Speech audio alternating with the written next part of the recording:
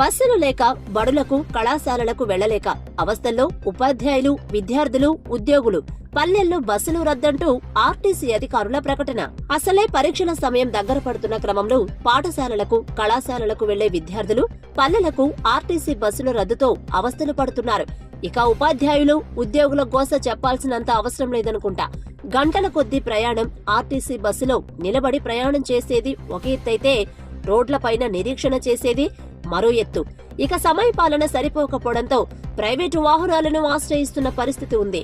దీనికి తోడు మేడారం జాతర నేపథ్యంలో రంగారెడ్డి జిల్లా షాద్నగర్ డిపోలో ఉన్న 86 బస్సులకు కాస్త 45 బస్సులు మేడారం జాతరకు పోనిచ్చారు ఆర్టీసీ అధికారులు. అంతేకాదు, పల్లెల్లో బస్సులు రద్దంటూ ఏకంగా ప్రకటననే రిలీజ్ చేశారు. దీంతో అటు ఉద్యోగులు, ఉపాధ్యాయులు, ప్రయాణికులు ఇబ్బందులు పడుతున్న దుస్థితి ఒక రకంగా ఉంటే, షాద్నగర్ నియోజకవర్గ వ్యాప్తంగా ఉన్న మండలాల్లో గ్రామీణ ప్రాంతాలకు, పల్లెలకు ఆర్టీసీ బస్సులు వెళ్లకపోవడంతో కళాశాల, పాఠశాల విద్యార్థులు చదువుకోవడానికి ఒక గ్రామం నుంచి మరో గ్రామానికి వెళ్లలేని పరిస్థితి ఉంటే, ఇక గ్రామీణ పల్లెల నుండి షాద్నగర్, మొగలిగిద్ద కళాశాలలకు రాలేని దుస్థితి నెలకొందని ఆవేదన వ్యక్తం చేస్తున్నారు.